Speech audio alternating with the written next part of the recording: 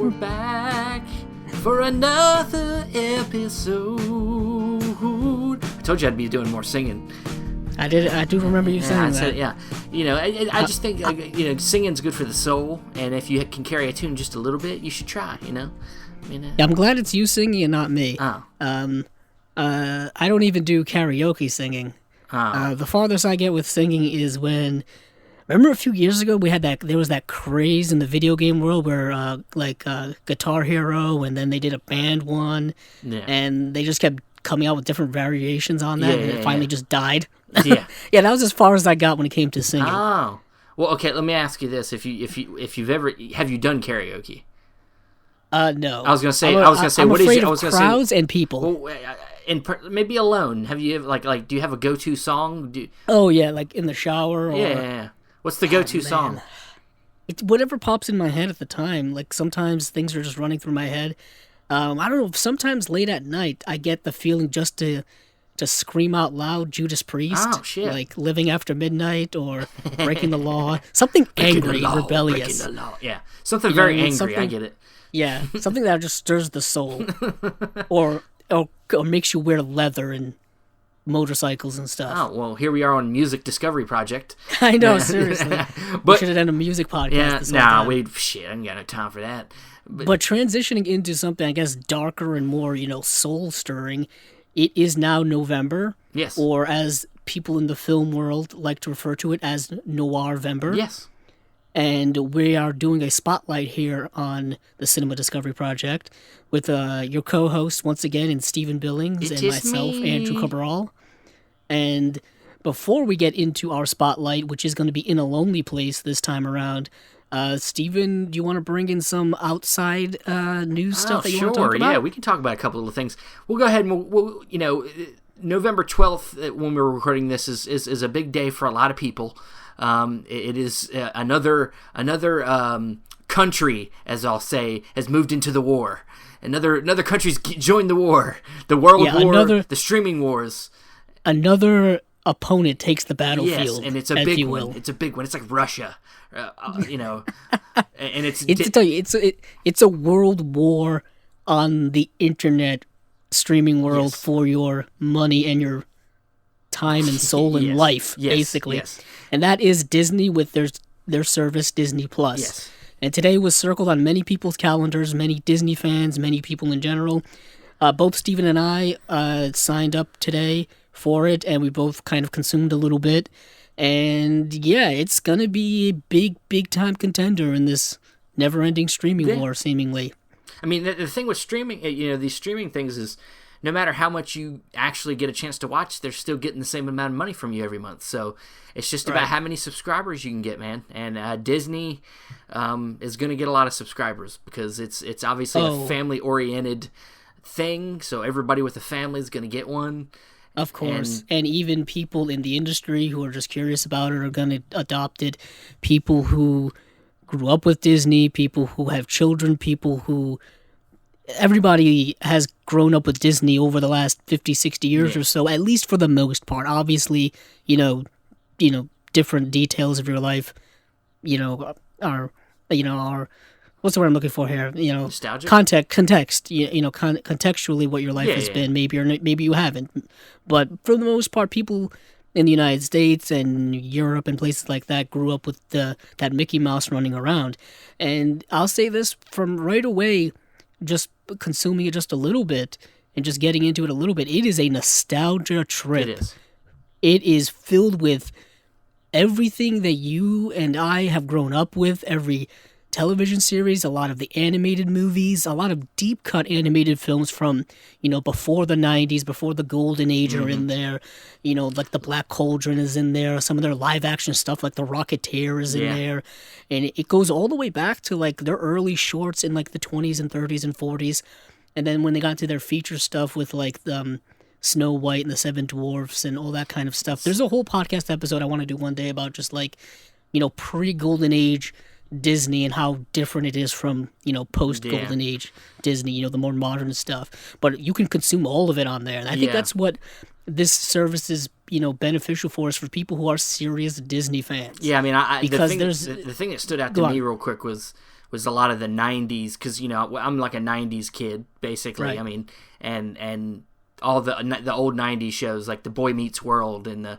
You know, we were talking Gargoyles is on there, and X-Men animated series is on there, and so there's a lot of stuff from my childhood, like you said, a nostalgia trip that I can go back and watch, that, you know, and because I don't own this stuff yet.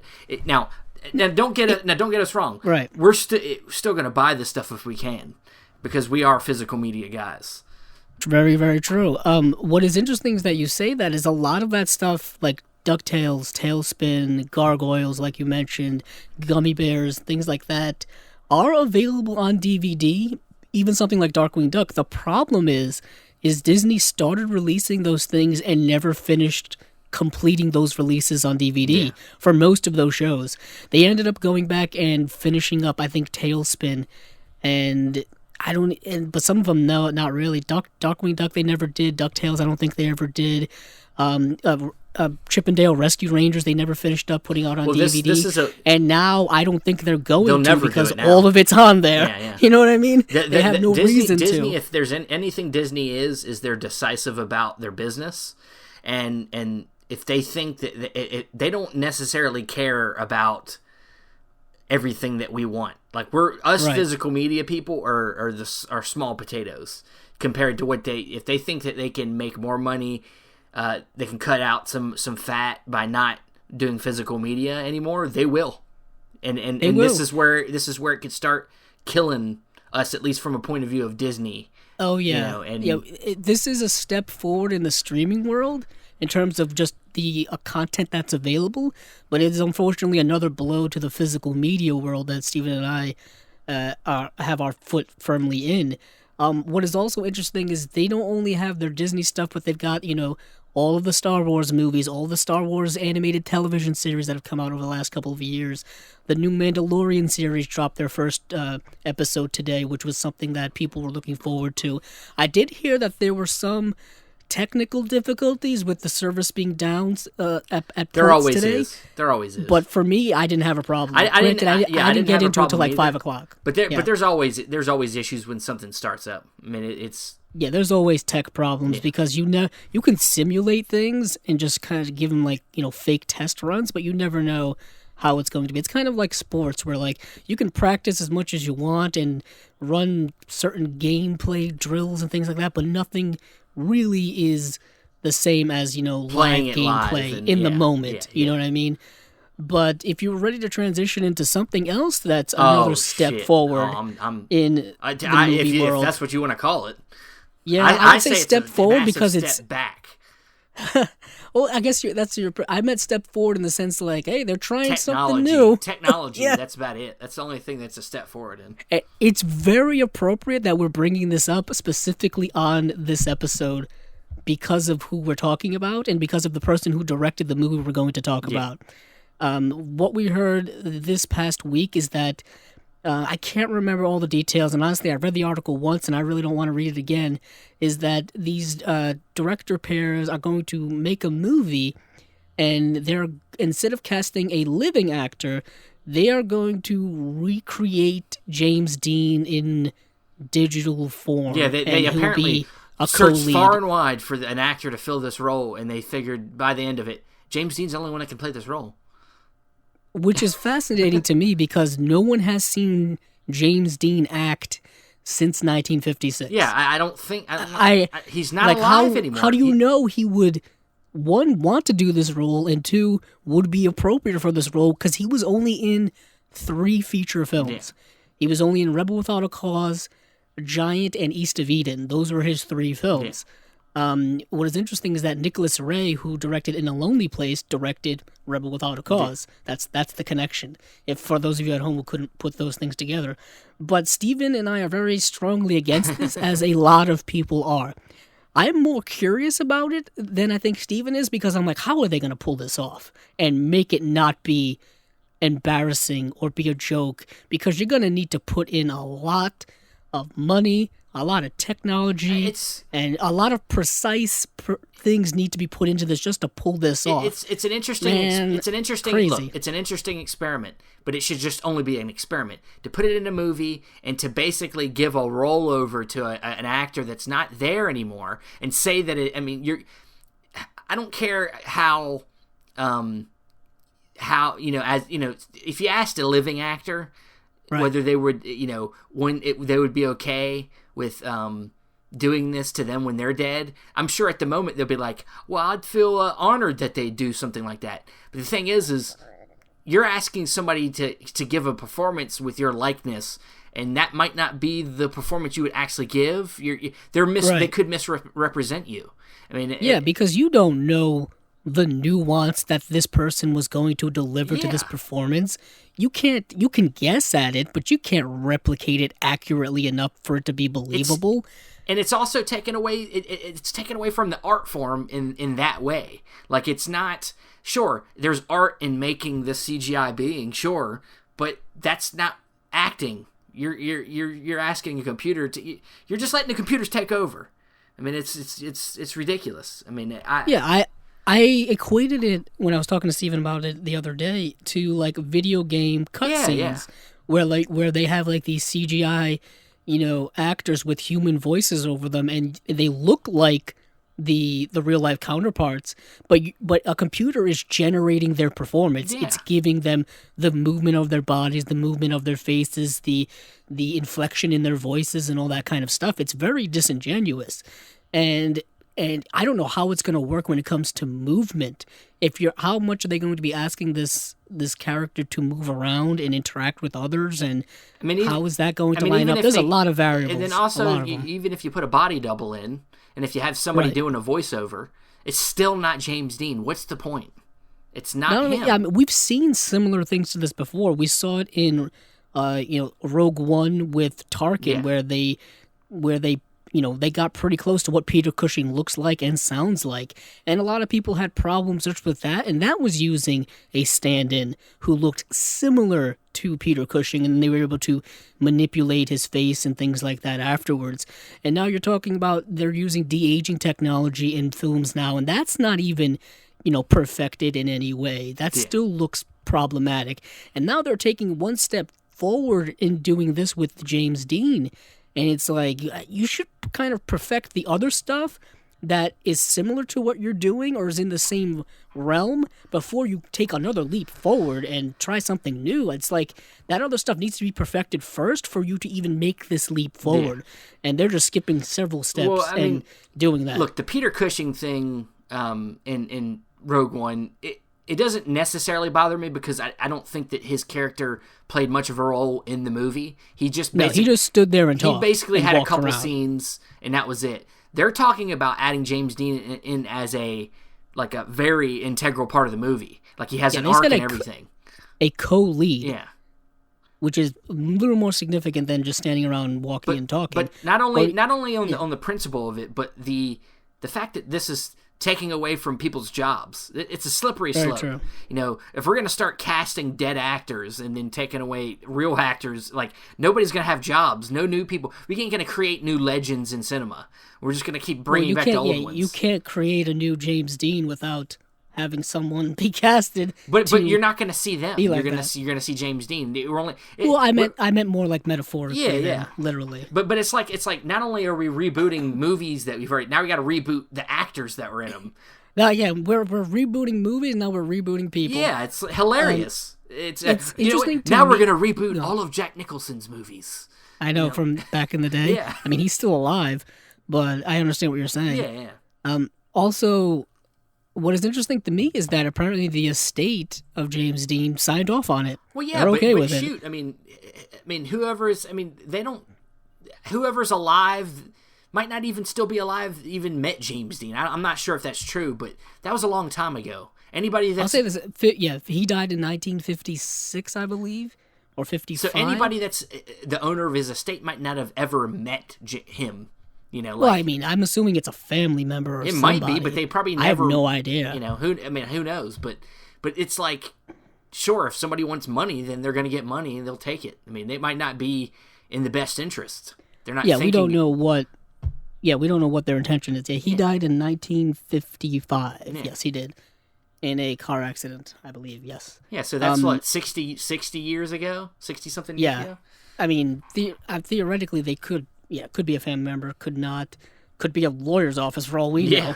I mean, it could be somebody who bought the likeness of James Dean. You know what I mean? Like, I don't know. I have to do more research on it, but that happens where people buy, intellectual property likenesses of dead famous people. Yeah. And to use in any way they want. Like, hey, you want to use this person in a commercial? They did a commercial, yeah. Or whatever. Yeah. I mean, there's like they used Bruce Lee in a commercial. I forgot where it was. And the CGI for his replication is so bad. You can watch it on YouTube. It's not great. Yeah. But they do stuff like that a lot. I just think that we're furthering we're getting away from like very, integral things about the art of cinema. That now you're wanting to take away the actors too from doing. We're not. I mean, it's kind of like what you said the other night as well. It's like they're more worried about pulling this off than perhaps creating a great film. I couldn't tell you what movie it's from. A movie, but I guess it's from Jurassic Park. They sat and thought about how if they could do the thing, but whether they should do it. Can they do it or should they do it? And they're not. They're not thinking about the repercussions of what will happen if they make this a thing. Like they don't care about the art form. They just care about. In that it was like essentially playing God. Like these dinosaurs were extinct for a reason. There's got to be is there a sense of immorality? Yeah. When bringing something dead back to life, essentially. Yeah. And that's more of a philosophical question and inquiry and problem. And I think there's a little bit of that in this subject matter because I mean, and there are a lot of other actors who people kind of ponder about, like, whoa, why don't we bring them back?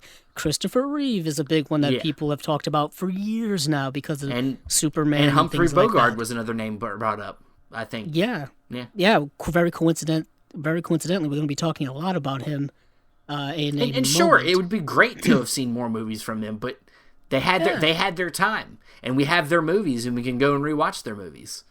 Right. I mean, I don't understand this need to go back and try to George Lucas the past and mess. I mean, you can extrapolate that outward to a lot of other things where people are very held up about past things and about past.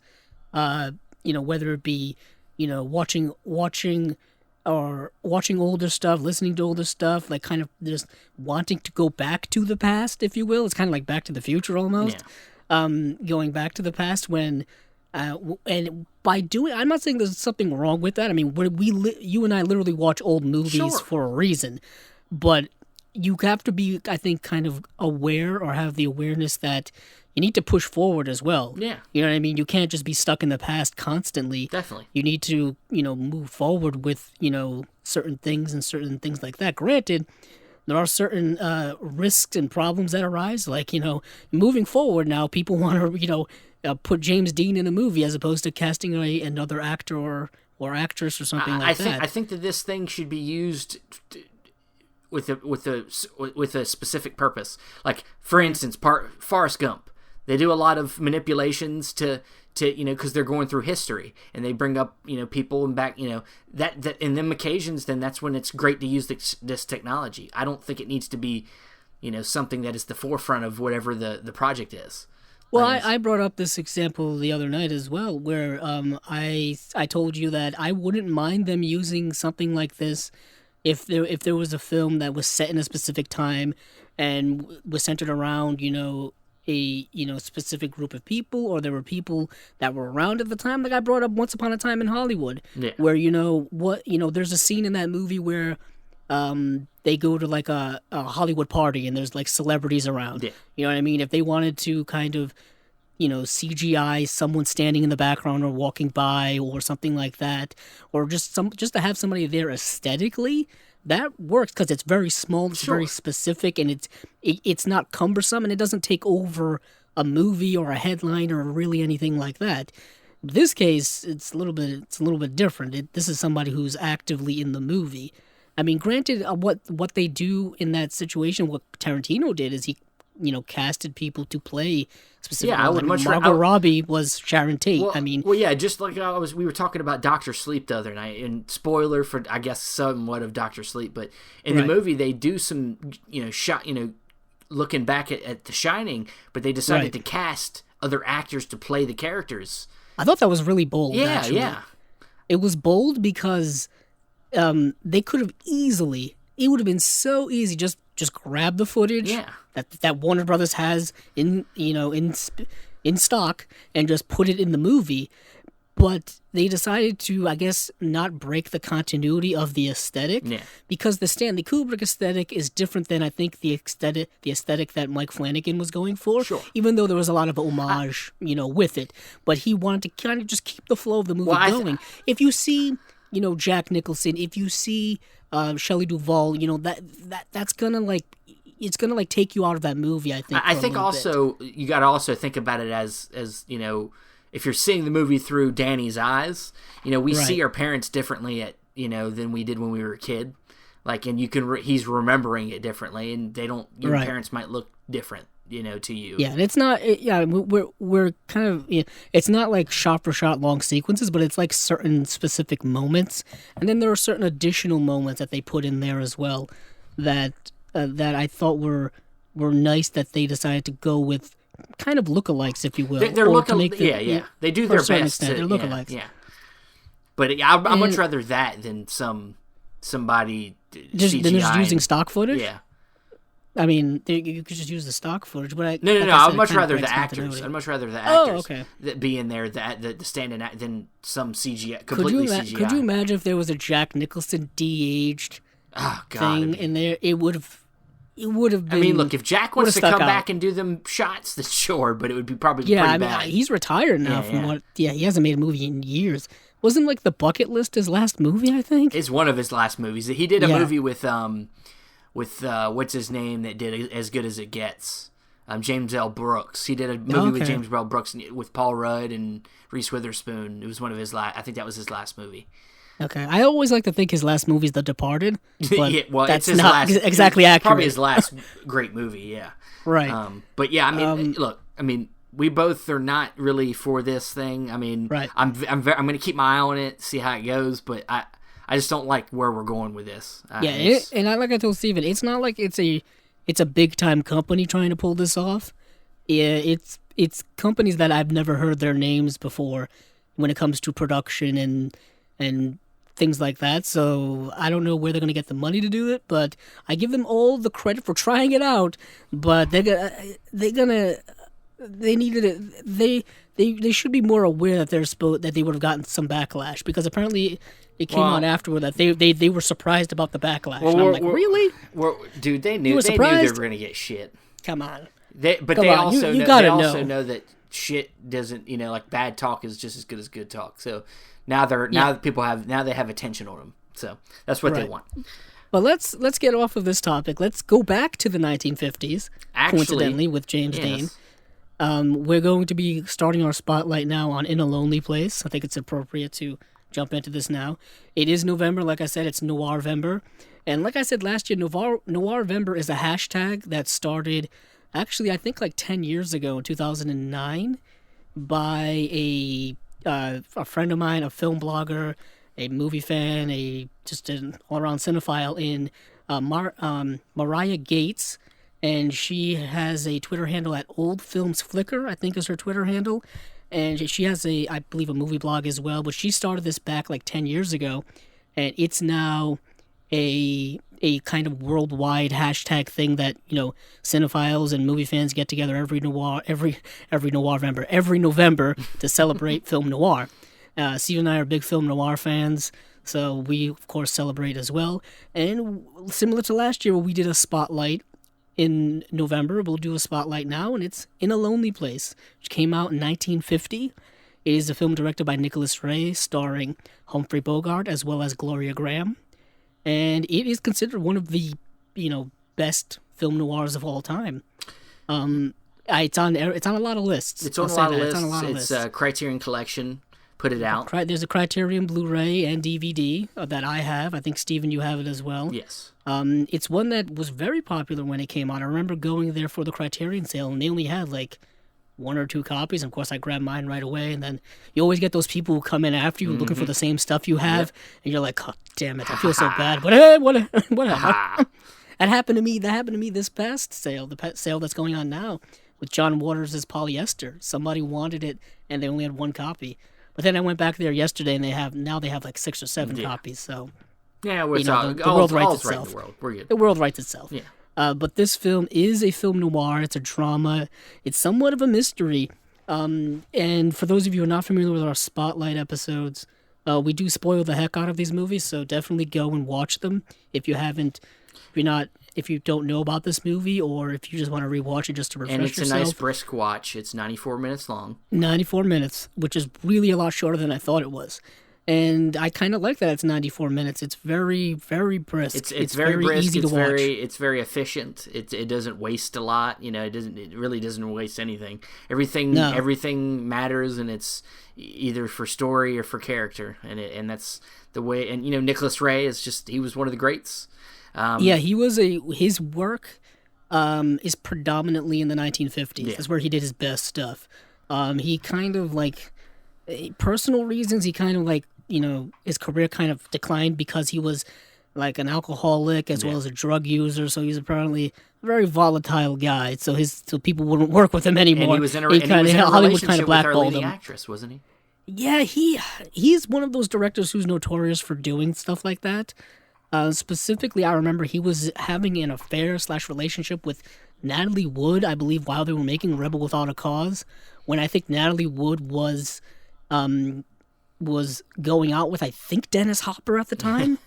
So, yeah, old Hollywood not scandals, but, people moving around, relationships. Those relationships are always weird, but apparently he had a very volatile, tempestuous relationship.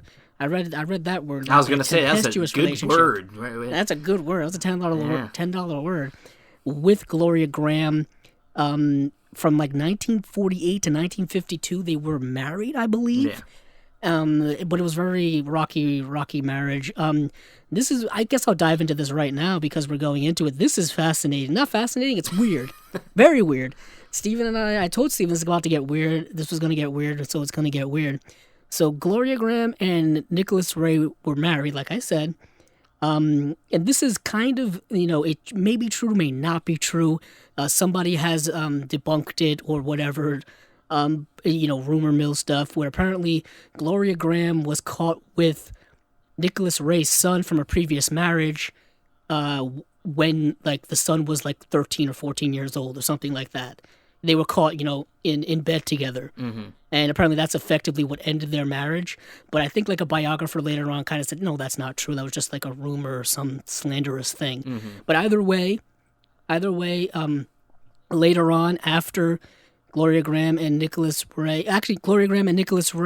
had a child together. Keep that in mind. That's important. So they had a kid together. And then Gloria Graham and Nicholas Ray's son, who I believe his name was Tony Ray? Yeah, Anthony Tony Ray. They later on ended up getting married and having 2 children of their own. So you can imagine the way that family tree kind of looks. Wait, what? Who got married to who? It's a little circular.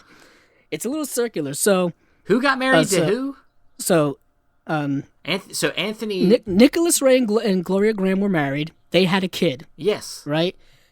Nicholas Ray had a kid from a previous marriage that then later went on and married Gloria Graham, and they had 2 kids together. Holy shit. You can imagine how weird that family tree looks like. I think it's more weird for the children in that group than it is for the adults. You know what I mean? So at one point, Tony Ray, who's Nicholas Ray's son, was Gloria Graham's stepson and then later husband. That's gross. That's weird. It's very weird. And then their children would be, man, I can't even think of this. My head's all we gotta stop now. It's gross. But going down a rabbit hole here. Needless to say, just look that up on Google. There's probably family. There's a family tree that looks very weird. Actually, my friend Mariah Gates, I think, did like a sketch of like what that family tree would look like years ago, and it's very interconnected, as you could imagine. So anywho, that happened. That's kind of one of the things that's kind of outside of this movie. Sure. Gloria Graham was an actress who was kind of seen as a femme fatale. Yeah. You know, she was in a lot of these film noir films. Her career really only kind of reached its prominence in the 1950s as well, similar to Nicholas Ray. She unfortunately had a problem where she was very insecure about the way her face looked. Yeah. Specifically her upper lip, where she had numerous cosmetic surgeries to fix it into what her mind she wanted it to be. You know what I mean? You see a lot of these kind of... Shit, that's a thing. That's a thing of women today. That's a thing now. Yeah, it's a thing now where, I think it's a mental illness personally. It must be. Where people get extremely insecure about the way they look, and they just keep having surgery after surgery after surgery to, quote unquote, fix it or make it better, when in fact they're kind of making it look worse and worse. And it's really unfortunate that was something that happened with her as well. She ended up passing away in 1981 at the relative young age of 57. Yeah. At 57. She was born 1923, died in 1981, 57. Unfortunately, she didn't do much past the 1950s, like I said. She was in Oklahoma, that famous musical. Yeah. And I think that's kind of where her career kind of peaked. And a lot of people didn't quite believe her in the role because they were so used to seeing her in the roles that, the noir and whatnot. Yeah. She did a lot of TV work afterwards. Nicholas Ray's career kind of faded in the 60s. I remember him showing up. I think, isn't he in the movie Wim Wenders' film, The American Friend? Yes. I think he may be in that so, film. Yeah, yes. Yeah. I think he's famously one of the directors who have eye patches. I think he does. I think he did. There was John Ford had an eye patch. Fritz Lang had an eye patch. And I think Nicholas Ray ended up having an eye patch. I could be wrong on that. I just remember that from like interviews and things like that. But moving on from there, let's dive into In a Lonely Place. It is based on a book of the same name, which came out in 1947. And it was written by Dorothy B. Hughes. Now, in typical Hollywood world, they take a book and then they adapt it, readapt it, and then like by the time you get to the screenplay, it looks nothing like the original book. That happens all the time. Very minimal elements from the actual book and twisted it into whatever they wanted it to be. They probably more or less wanted the title than anything. It's a great title. Yeah, it's a great title. Yeah. And like I said, the film stars Humphrey Bogart, and his character's name I think is really cool. Dixon Steele, which is a really good pulpy name. And Gloria Graham's character is Laurel Gray, another good character name. And this film is, I believe, set right after World War II. It's not set in 1950, but I think it's set in sometime post World War II. It definitely is because our main character is a war veteran. Yeah, they reference back to World War II several times. So it could be actually 1950. I could be wrong. Or it could be set when the book came out, which was like 47, 48. But it starts off right away with a confrontation, right? Yeah, It starts off with... He goes into a bar, he's sitting down with some people he knows, and then kind of this guy kind of starts jabbing at him, saying that, he hasn't made anything good in a while. And I sent this scene actually to Andrew because it kind of reminded me of the Martin Scorsese thing going on right now, because in the scene Humphrey Bogart's character talks about how they keep making popcorn movies. They're not making anything original. You just keep saying, it's like you just keep making the same movie over and over again. Yeah. Well, I would even reference before that, like the first scene we see in this movie is he's driving in the car, and there's a woman in the car next to him, and she's like, "Oh yeah, I was. You don't remember me? I was in the picture that you just wrote or something like that." And then the guy sitting next to her, who's driving her, gets all upset. Yeah. And like they're about to fight, and then the guy drives off. Yeah. And right away, there's a sense of a quick to anger, an aggression emotion, that he has. Yeah. An aggression that he has, and that plays out throughout the whole movie. Yeah, that's a big thing in this movie. Yeah.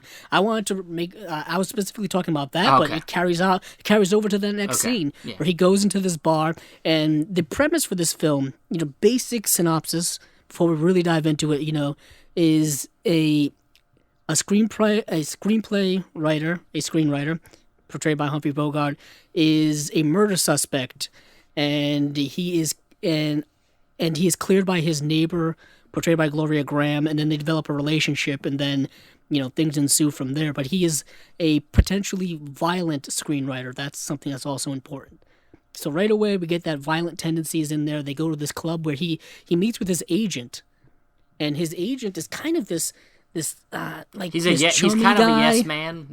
Kind of a yes man, kind of like a guy you can push around. Yeah. And his what was his agent's name? Was it Miles? I forgot. It was Lipman. His last name was Lipman, and it is Mel Lipman. Mel Lipman, and he goes in there and he's having a drink, and then there's this other actor there's this other guy who's in there who's kind of like an older actor who's pretty much drunk his way out of a career. Yeah. To the point where like he can't even remember lines anymore to get a job. He's kind of just a drunk, essentially.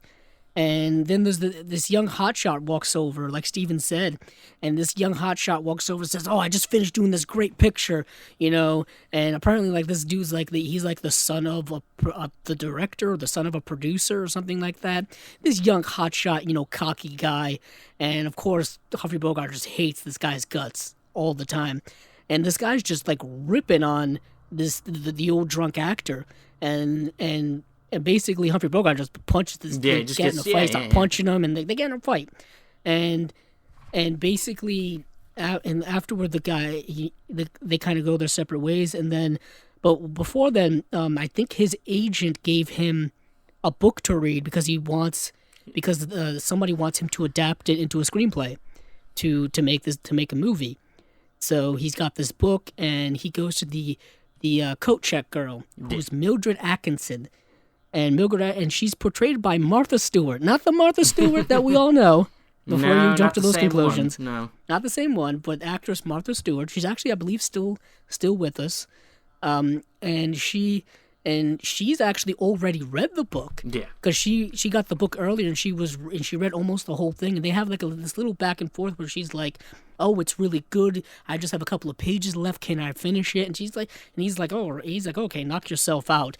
And what we get just in this first scene with Humphrey Bogart, he's a very relaxed guy, very snide, very sarcastic, very, but he's also, like we said, prone to anger. You know what I mean? He seems like a loner.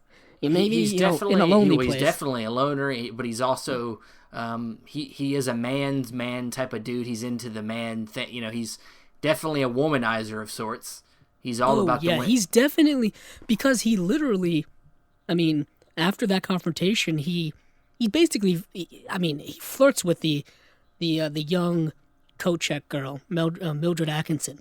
He's like, he basically gets her to come back to his place with him. And initially, it's obvious he's doing it perhaps for, sexual reasons. Yeah, definitely. Do you get that feeling? Oh, definitely. Definitely. Yeah. But I guess but he uses the excuse like that she's already read the book so that she can tell him what the book's about, so he doesn't have to read it, essentially, because he doesn't give a shit about it. He doesn't want to read it. So he gets her to come back with him to she cancels a date complex. She cancels a date, which is important, with a guy. I think his name was Henry Hessler. Yeah, Henry. I know it was Henry. Yeah, Henry. But they go back. Yeah, it's down here somewhere. Yeah, but they go back and they go back to his place and they run into the Gloria Graham character as they're going in. She's his next door neighbor, Laurel Gray is his next door neighbor, and I think she's relatively new there. She said she'd moved in a couple days before or something like that. And they go in. He gets comfortable. He asks her if she wants a drink, and she says, is it ginger ale with a lemon twist? Yeah, something like that. Yeah. Non-alcoholic, just put it that way. Yeah, it's non-alcoholic, but there's a fancy word for it. I think it was like gin and tonic? No, it was a horse neck? No, it was ginger ale. Yeah. It was ginger ale and lemon twist, but there's you know how like alcoholic drinks have fancy names? Yeah, I think it was called like the horse's neck or something like that. I don't know. She mentions it anyway. So she has her drink. He's actually slipped into like his more comfortable clothing, which is like a smoking jacket, robe, and ascot, I guess. So you can whip it off when it's time to go. I guess so. But what is interesting though is he never makes any like advances towards her. Not in a physical way. Not in a physical way. He obviously wants more, and she I think notices it, but it's not. He's not pushing her. There's no sexual assault in this scene. There's no, do me this favor and I'll do this for you or something like that. Like there's no. I hate to say this. There's no Harvey Weinstein situation happening here. He's hoping he can charm her and get her to stay and get when you're in a situation you're looking for the signs. And unfortunately, this girl is very innocent and very much is not. She is very innocent, very not interested in this older man. No. And he picks up on that, and she's telling him like the story of the book, and he's kind of like not really like listening, and he's kind of just predicting like all the things that are happening in this book and whatnot, and their conversation kind of ends. Like I believe it's around 12:30 at night. It's late at night. He notices his neighbor outside in her negligee. Yeah. She's just like kind of staring out at him, and it's kind of weird actually. Yeah, it's really weird. But she leaves, and instead of like, it's kind of a he didn't drive her home or get her a cab. He just, I don't know. Maybe I'm old fashioned, Steven, but I'm not like gonna let like someone just walk out into the dead of 12:30 at night to the bus stop or whatever, to the cab, like what was it? It was a taxi cab pickup place like around the corner. Yeah. And I'm like, that's a little skeevy. I know it's like, I'm guessing it's a good neighborhood. It's Hollywood Hills in the 50s, I assume. Manson, it's not like Manson was right around the corner, guys. I know, I guess, but still, I still wouldn't have done that myself, especially when I'm the one who invited her over. You know what I mean? Well, we know he's not a great dude. No, one thing we learn is that this guy's not a good guy. And in similar film noir fashion, our quote-unquote protagonist is not really a protagonist. He's kind of a very gray character. He's gray, and I would say more naturalistic. It's not everybody's Superman, not Clark Kent, No, he's gray, but leaning towards dark. Yeah. You know what I mean?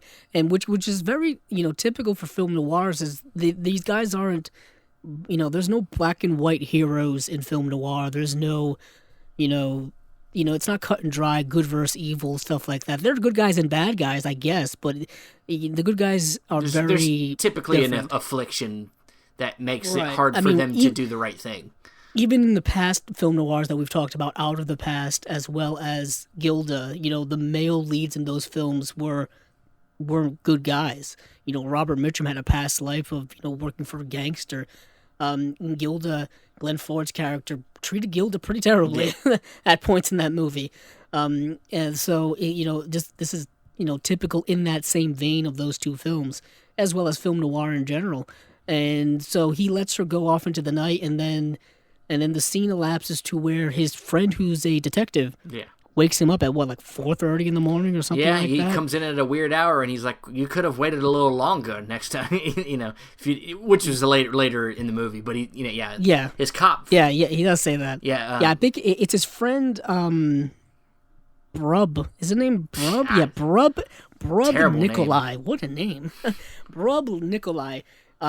visits him, and then he doesn't know what's going on. Yeah. He doesn't know anything what's going on. Like he's like, well, he's being very vague about it. He's like his friend just says, you got to come down to the station with us, and he thinks it's actually about him, getting in a fight with that young actor guy earlier in the movie. And it's not. Basically, they have a good like kind of back and forth. What we learn is that they're actually like war buddies. Yeah, they were in the war together, and was it Dixon was a CO, a commanding officer. Yeah.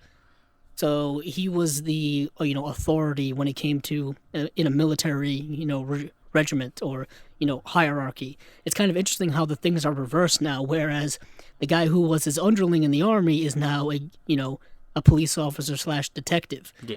That kind of power of control kind of switches. So he brings him in and comes to find out that poor Mildred Atkinson was found dead in, I think... Off the side of the road? Yeah, like her body was thrown out of a car off the side of the road and she was strangled. What we learned is she wasn't strangled with hands, but like strangled with somebody like putting their forearm around her neck, and that's how they strangled her. So they bring him in for questioning, and he tells them, what we saw. Basically, she left, and that was the last time he saw her and whatnot. But they also bring in Gloria Graham's character to talk to as well, and she says that she ran into them and that she saw Mildred leave at around 1 o'clock, 12:30, 1 o'clock, somewhere around there. Yeah, 1 o'clock, because it was a half an hour after she had saw them the first time. Yeah. And then the guy asks her, how do you know it was a half an hour? She's like, oh, that's how long it takes me to get ready for bed. Yeah, and then they make a joke about the lingerie and yeah, things like that. So they leave together, and that's when he makes that line where like, hey, you should have picked me up later and whatnot. And they leave together, and he wants to escort her home because they're going to the same place. Yeah. And this is kind of their first kind of interaction, flirtatious interaction. Yeah, and she denies his ride home and decides to get a ride home with the cop. So yeah.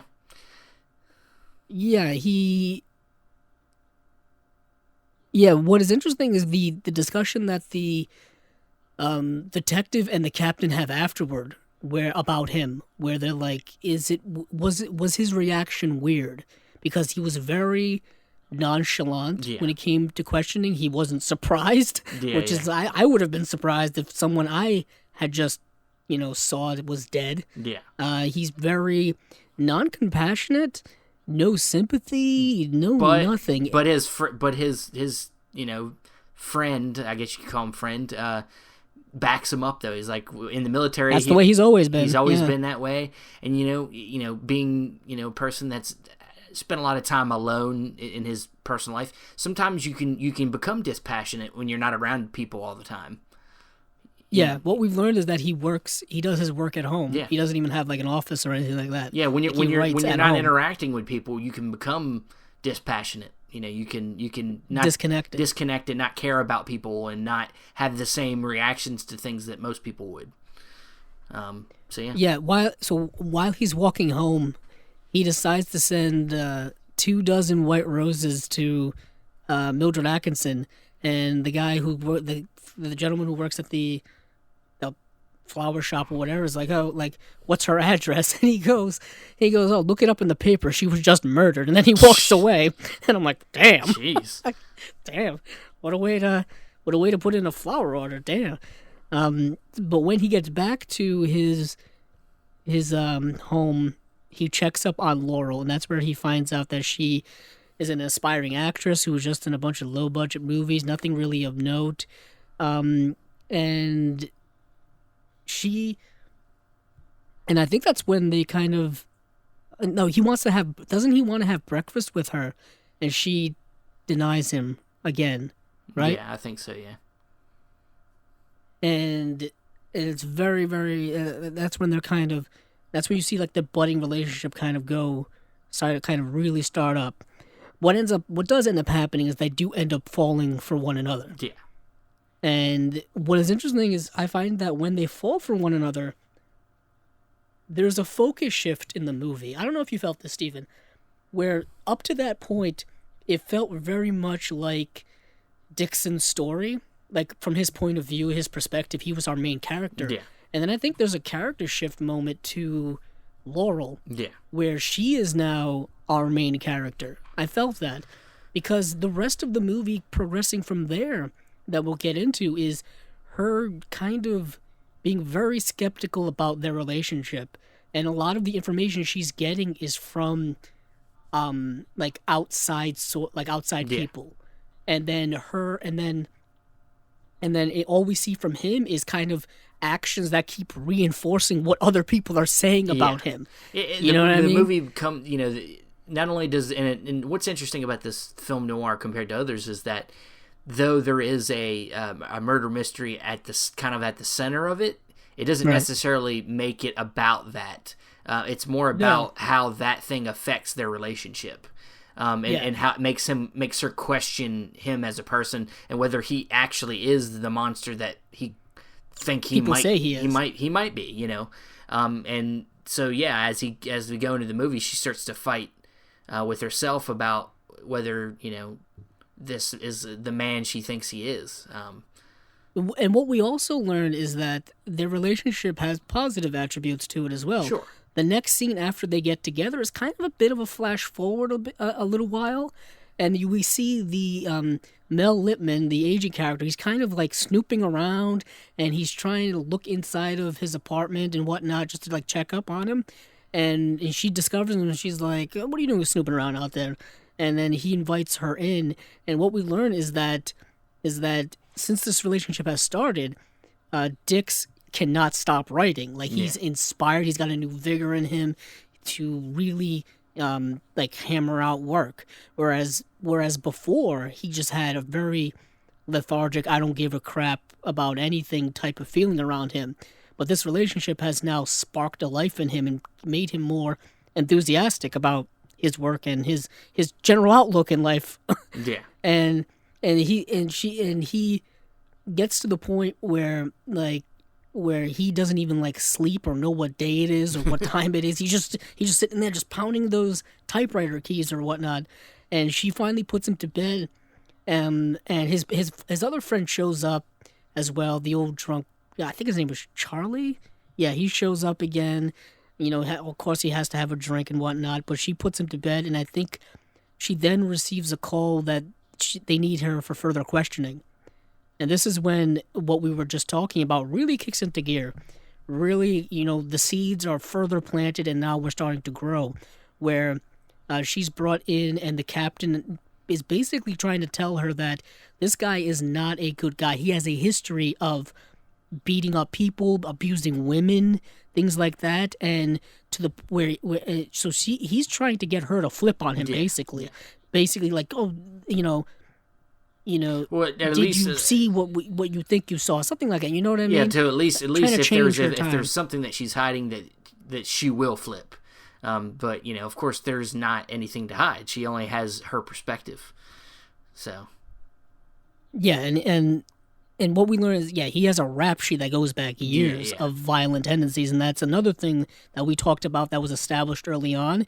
That's something that's been festering. So that problem is festering, and then this murder is festering as well, where it just growing because there's no other suspects.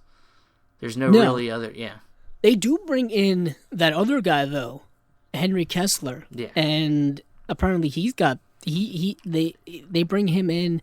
And I think he runs into him at some point in the movie. And the guy, what we learn, I believe, is the guy's like a businessman or something like that, or a banker or something.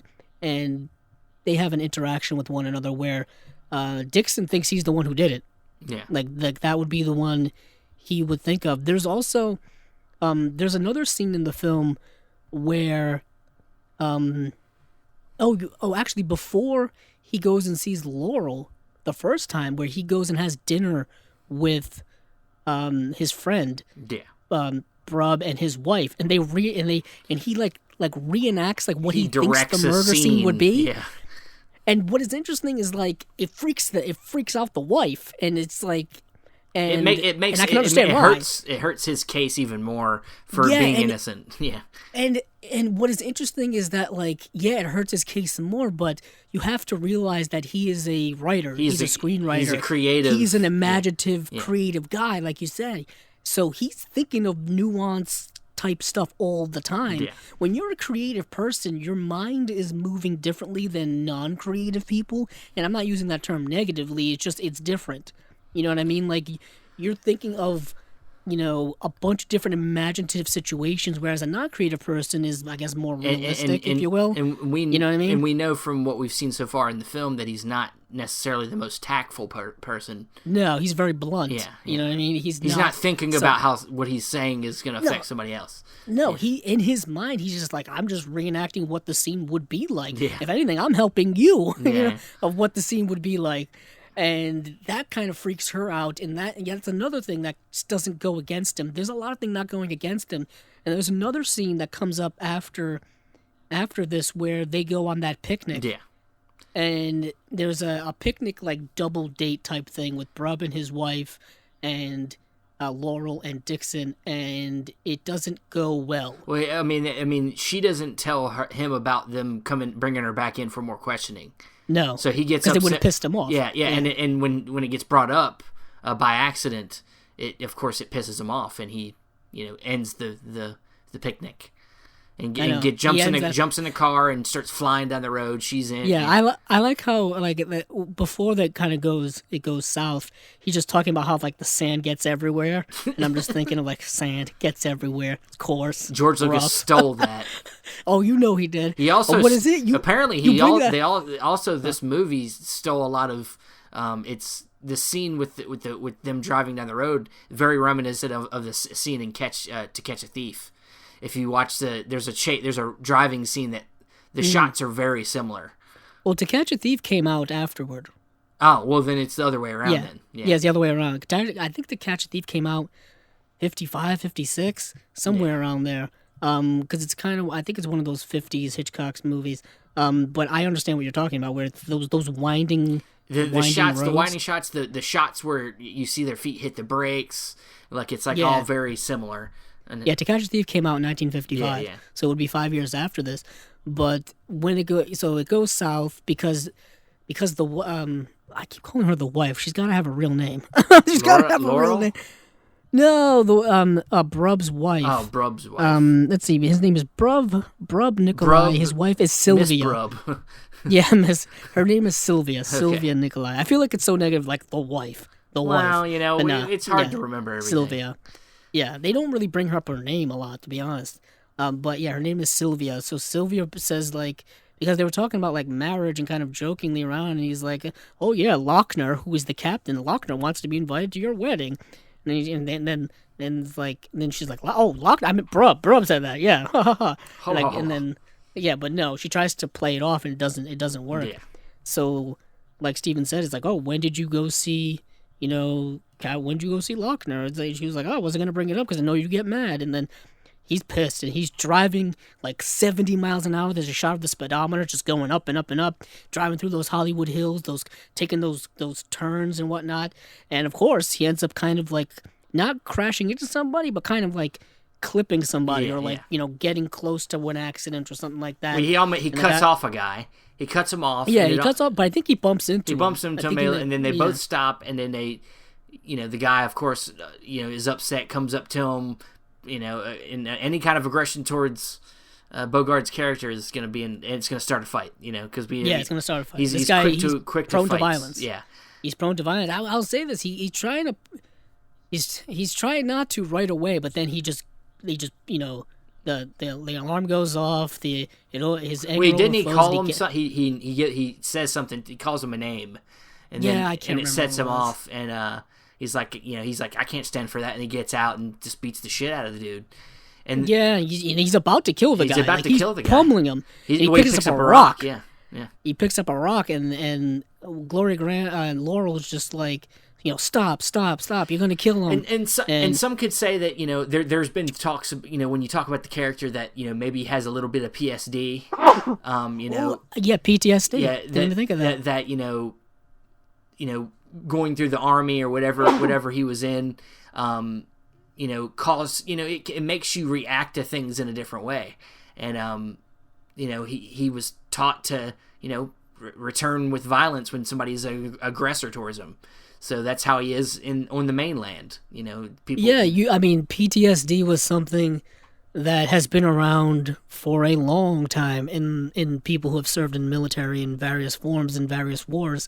I mean, the term always changed for every war. Like, I think World War I, it was shell shock. Yeah. You know what I mean? But things would, it would change into modern day terms where it would be, post-traumatic stress disorder is what PTSD stands for. And he could very well have had it, have it. This idea of reaction, action or reaction. Because if anything, the military trains you to be aggressive. You know what I mean? In many situations, specifically, war is an aggressive thing. Yeah. So that I would not put it past that. Yeah. But she hollers him stop, and he stops, and Then apparently later he does pay medical bills or whatever, damage on the car, gives him money later. Yeah, because there's a shot of a newspaper that says I forgot what the guy's name was, like John Mason or something like that, and it was brutally beat, person person search for or something like that. So he sends like anonymously sends like $300. Which I guess was a lot of money at the time. I think when I was watching an analysis, they said that it's the equivalent of like $3,000 today, maybe. So a good amount of money. And but he does it behind her back. He does. He doesn't know that that he did that. So it's a lot of what happens in this film is that though she's seeing some bad things from him, she doesn't see the good things because he doesn't bring her in on it. He shields her from it. He's not being completely vulnerable with her. Right. There's that thing that that I think a lot of the male gender is kind of fighting with now, is this idea that you're not supposed to be vulnerable or have feelings or be soft in any way because you're conditioned so much that's so anti-male or so anti-masculine that you can't do that, or there's something wrong with doing that. You can't be too nice, if you will. You know what I mean? It's a sign of weakness. But it's not really. If anything, it's a sign of humanity. sign of humanity, and sign of kind of that you're a nuanced person who's not just entirely one way. It's all part of your human makeup or your characteristics. And he, like you said, he hides all of those things. So all we see from him and what she sees is all of these actions that reinforce what everyone else is saying. The captain has said it. Rub has said it. Even the maid hates him and thinks he's just an ass, an asshole. But he's an asshole to her. Yeah, and, you know what I mean? His agent defends him. His agent's the only one who defends him. Yeah, is the only one who probably actually knows him, I guess.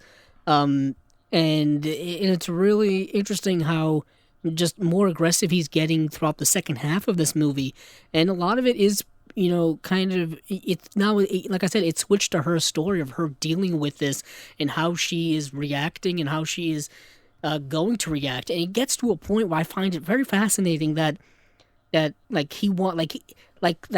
Bogart's character was so blinded by what he was doing that he wanted to marry her.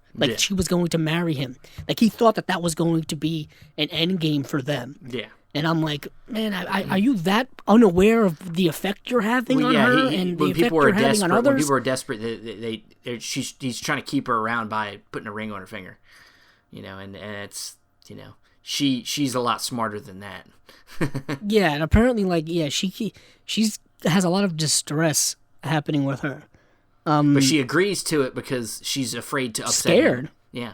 And you see, and the film is very modern in this kind of toxic dynamic. Yeah. I mean, I want to use the modern term here. Bogart is a toxic man. He has a lot of toxic masculinity of what we were just talking about. And I know that's like a triggered word now, or a hot topic word or something like that, but he's exhibiting very, aggressive tendencies, very stubborn tendencies, very, controlling tendencies, and he's unaware of how bad of a person he is. It's because everything he does is out of selfish need. Yeah, everything he does, he thinks he's doing right, and he thinks that he thinks that they're going to get married, and they got to go to Nevada. She wants to. They're going to go to Nevada. He has this whole thing planned out that they're going to, go, and I think they have to go to the courthouse or something like that. Or they got to do a couple things, and then they're going to go to Las Vegas and get married. Yeah, that's what he thinks, and she's planning to run away to New York. Yeah.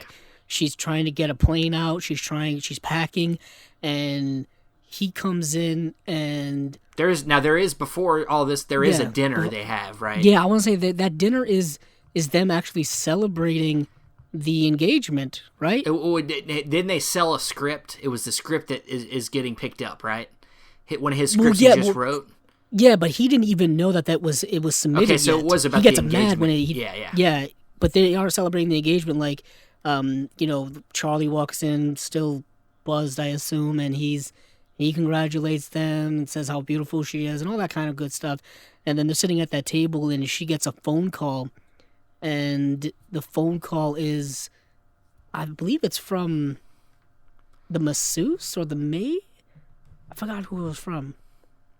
Steven, do you remember? I don't. I'm sorry.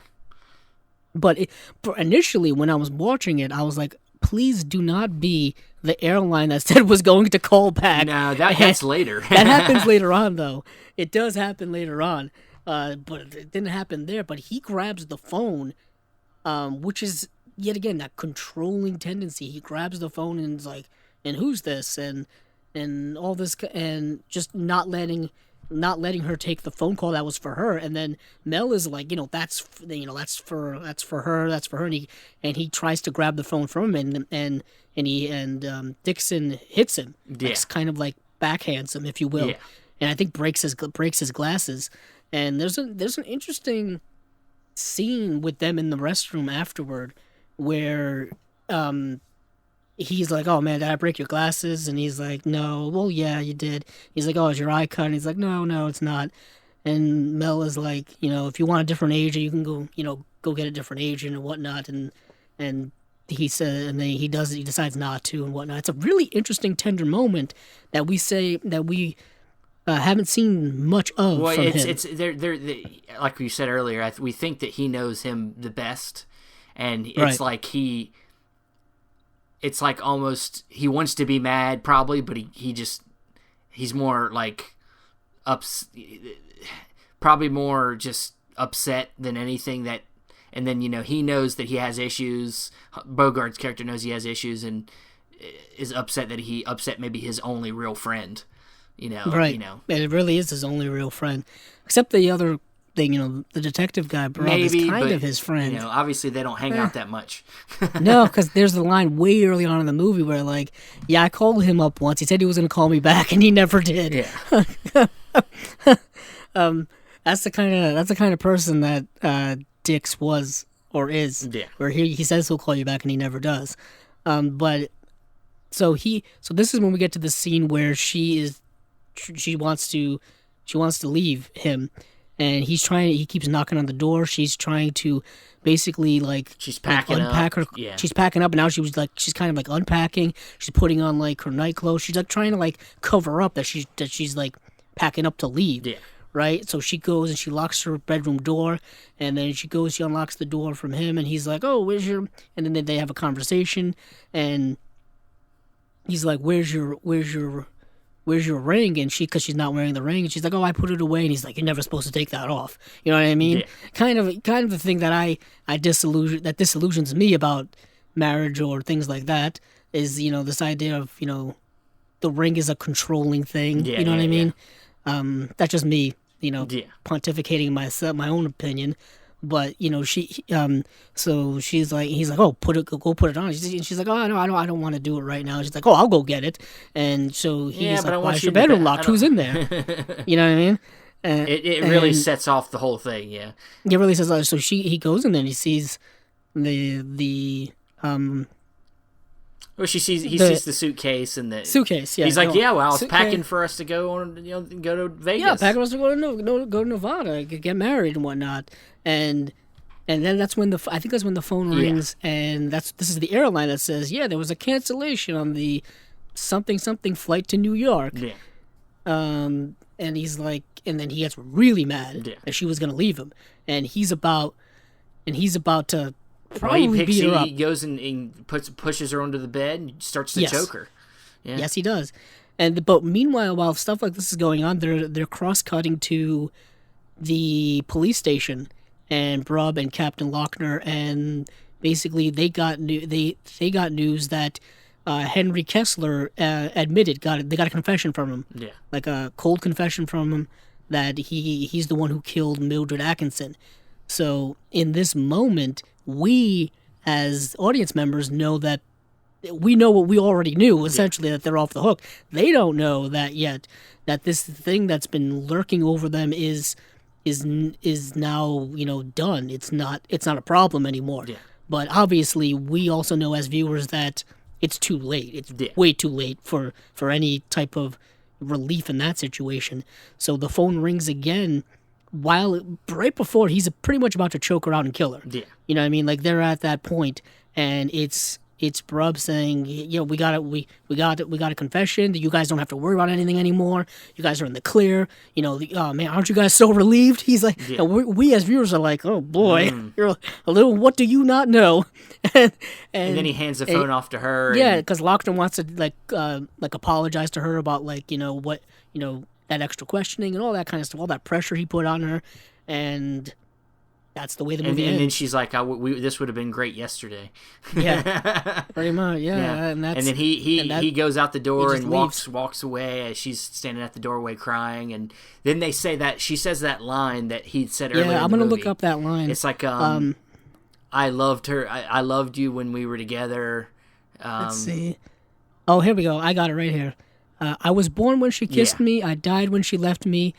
I lived a few weeks while she loved me. Yeah, he was thinking about he was writing in the script, and that was something he wanted to put in the script, and he said it to her earlier, and then she kind of re-says it at the end. Yeah, he says that after they drive away when he almost killed that guy, isn't that when he said it? Yeah. Initially, it's a great line. Yeah, it's a great line. I was born when she kissed me. I died when she left me. I lived a few weeks while she loved me. That's a very noirish, femme fatale, definitive line, where it's a doomed romance that plagues a lot of film noir. And I think over top of all of this, I think one kind of theme that it runs over that maybe doesn't get really talked about a lot is the idea of the false accusation. How false accusations, you shouldn't accuse people blindly of things, right? Because it can make people, it can when you falsely accuse somebody, it can, change people's perspectives of people. It can make them, of course, in this case, our main character doesn't help his case a lot. No. But still, it puts it in people's minds, and it can ruin people's lives when you falsely accuse people. Or in this case, nobody necessarily falsely accused him, but there was a cloud hanging over him. There was definitely a cloud hanging over him, and when it's put out there, it can definitely ruin people's lives. And it almost ruined this relationship. This relationship is dead. Yeah. Literally dead by the end of this movie. And I'll say this, I think Gloria Graham and Humphrey Bogart were great in the film. Oh, yeah. I think that, Humphrey Bogart's one of my favorite actors of all time because he wasn't a very showy actor, but he had a way of being expressionistic without being expressionistic, if that makes any sense at all. I just think of him. Everybody always brings up Casablanca. That's one of my favorite movies of all time. So he just had that. He was very like what's interesting is his character in the movie, the way he acted, like that nonchalantness that he doesn't have a sense of urgency, or he's not showy in any way. That's kind of how Humphrey Bogart was in a lot of his roles. That's the way he acted. You know what I mean? He wasn't someone like, and I'm not negatively saying this, but someone like a James Cagney, or even like we brought up earlier on, someone like a James Dean, who was very method and very emotional. You know what I mean? What is interesting is he's from kind of like an older school of acting. Yeah, oh yeah. Than not, before the method acting kind of took over. It's before, method. It's before, Brando,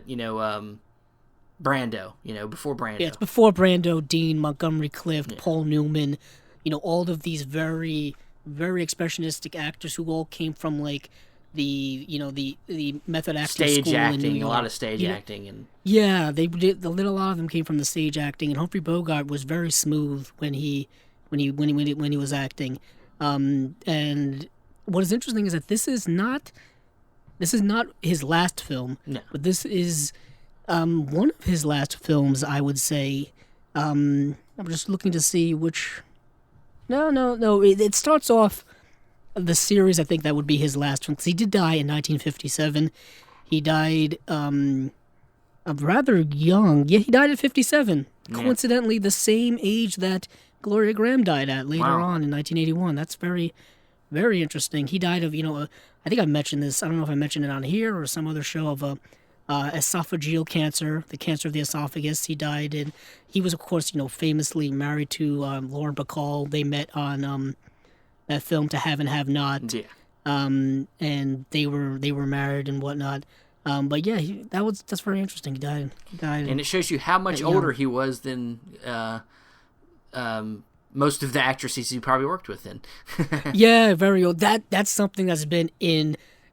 People complain about that now in Hollywood, where the older actors are always paired up with young actresses to be their love interest. That's been in Hollywood forever. Yeah. Forever. It's always been a thing. And what's interesting, they did it back then. I think I mentioned it before. I'm pretty sure I mentioned it when we did our episode about censorship, and we talked about the Hays Code and stuff like that, where how they tried to take all of the sexuality and all the sexy stuff out of the movies. So that's why they kept pairing up older actors with younger actresses to make it unbelievable that these two would be in a relationship together. But of course, in modern days, that doesn't quite work anymore. Now they do it, I don't know, for whatever reason. Maybe it's money-making reasons. A lot of times it's just because they want to put an actor in a particular. They want a particular actor, and they want him to play at a particular age. So and men, a lot of times age more gracefully. Sometimes, So we've talked about it before. There's also, of course, a lot of sexism still within Hollywood. That too. There's definitely still that. There's many actors and actresses who reach a certain age and they just don't get roles that they would have gotten when they were younger. Yeah. It just happens all the time. It doesn't happen quite for actors, but it happens for actresses. Well, with actresses, they once they hit a certain age, they don't get as many roles anymore, so they're always looking for the next hot thing. So then the younger actresses are the ones getting all the roles with the actors that could be older that are still active. Well, like I said, there's that whole sexist thing, in Hollywood where young is attractive and old is not. Ageism, basically, combined with sexism and whatnot. But that was something that they did back then, because I'm pretty sure To Have and Have Not, Lauren Bacall was if you're telling me 19. he died in 57 at 57, and she died in 81, she was almost 30 years older than him. It's pretty close. Or more like 20-something. Humphrey Bogart was born in 1899. And Gloria Graham was born in 1923. Yeah, so so we're talking 24 years. 24 years. So I mean that's But that's how it is. That a lot. That's how it is. That's how it is. That is how it is. But In a Lonely Place, great film noir. Yes, Nicholas. I would say a non-traditional film noir. It definitely is. Because there's a murder that happens. There's a murder mystery that kind of hangs over the movie, but the plot really doesn't, it's not around the mystery. Yeah, it's not around it. It's about, like you said earlier, how that mystery affects the characters in the film. It kind of reminds me. What's the one? That's got Gina Tierney. Laura. Not Laura, but the other one she did. It was in color. Hold on. I'm gonna look it up because I know which one she's you're a talking crazy about. person. Yeah, we did a. What's the name of that movie? Come on, Andrew. Damn it. It's Oh man, Heaven. Something. I'm looking it up. Wow, this is really. Leave Her to Heaven. Yeah, Leave Her to Heaven. Woo! Thanks for the hint. I wouldn't have gotten it. But yeah, it kind of reminds me of that, where it's that it's a drama. It's a kind of a crazy story. It's not necessarily around a mystery of any kind. It's more of a character study. There is a murder in that film. There is a murder, though, yeah. But, Yeah, Gene Tierney is in it. Yeah. Came out in 1945, directed by John M. Stahl. That's a great film. Yeah. That's another film noir. There are many, many film noirs we could have talked about. Sure. We can talk about. I mean, film noir is one of my favorite things to talk about. But we did do a film noir kind of episode. I think we did. We went over the classic era. Yeah, we did classic era. Maybe we'll do later the neo noir. I would love to do the post, like the neo noirs. When we get into like the French neo noirs. Yeah. French neo noir would be a cool one. Yeah. That's when you get into like Le Samurai and stuff like that. But I think is a great film. But that's going to probably have to wait till next year, or if we decide to get back around to it. But I know that on our next episode, which is going to be right before Thanksgiving, we are going to talk food films, movies that just make your mouth water, that just make you want to pause it and go and grab, something from the fridge, But and then there are films where food is used for different things. I don't. Do you want to leave them hanging on that one? Because that's kind of, I don't know what you're talking about necessarily, but what's that? I don't know. Don't spoil it for them. We'll just. I'm not spoiling that because I'll bring it up. We'll bring it up yeah. in 2 weeks. But that's going to be it for this episode. Where can we find you, Andrew? You can find me on Twitter at Cabzilla06, as well as my YouTube channel, Cabzilla Productions. And you can find me on Facebook, Stephen Billings. You can find me on Instagram, Cinema Discovery Project, posting all the goodies I buy. And you can find the audio for this podcast on Podbean or Apple Podcasts. And that will be it for this episode. Thanks for listening. And hey, keep on watching them movies. I know I will.